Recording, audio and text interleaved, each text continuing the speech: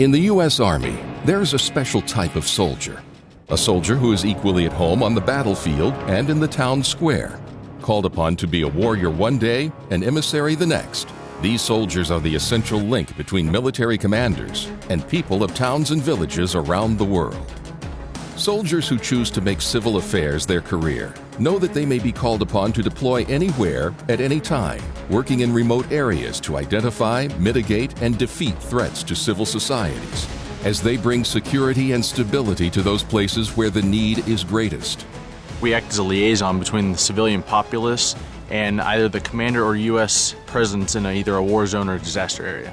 We bring language, we bring cultural diversity, our ability to speak both to higher echelons and the local populace. What happens within civilians in any given nation greatly affects a commander's ability to achieve their objective. The work is not easy. It requires leaders with mental agility, able to thrive in culturally diverse environments under stressful, unpredictable conditions. Following assessment and selection, civil affairs soldiers, enlisted and officer alike, undertake as much as 18 months of intense training at the U.S. Army John F. Kennedy Special Warfare Center and School, better known as SWCC, located at Fort Bragg, North Carolina, where an immersive, fast-paced environment replicates the civil affairs mission set. They purposely put you in situations where there isn't a right answer because they're trying to see what your process is and how you would come to a solution.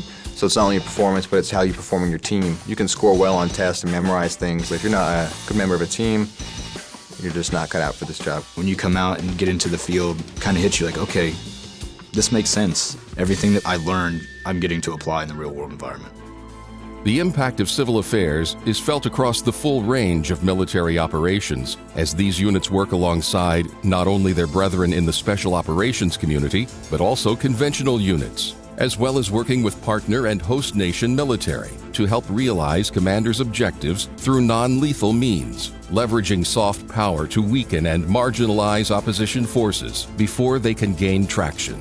Such efforts to promote stability and increase influence may include populous resources control, humanitarian assistance, civil information management, nation assistance, and support to civil administration.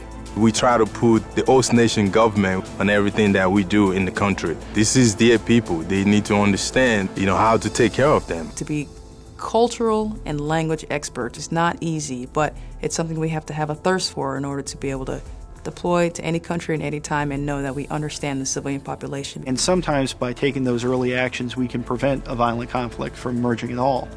And the best kind of battle is one where no one fires a shot. Operational assignments are not limited to wartime activities. A range of disasters, natural and man-made, can leave societies battered, desperate, and vulnerable. Army Civil Affairs forces are uniquely qualified to work with U.S. ambassadors to prevent or resolve instability. Circumstances such as these underscore the emphasis placed on initial and ongoing training, as civil affairs leaders rely on language and cultural skills, critical thinking, civil analysis, and negotiation and mediation techniques as they help coordinate with local administration, non-governmental organizations, and relief agencies. I want to be a guy that can negotiate. I want to be a guy that can shake the hand of an ambassador and show that I'm more than just a guy that can kick in a door when ordered to. You can get guidance from your superiors, but it's you in that meeting. It's you who has to decide what the best way forward is. You're mature enough, you're responsible enough to be able to do the right thing when nobody's looking at you. Not all soldiers will be up to the challenges of this demanding field, but for those who are motivated to test their mental and physical abilities, a civil affairs career offers an opportunity to project strength balanced by diplomacy. Civil affairs operations is the way of the future. It can prevent strife, it can prevent conflict, and the U.S. wouldn't have to put boots on the ground necessarily in a aggressive or hostile manner.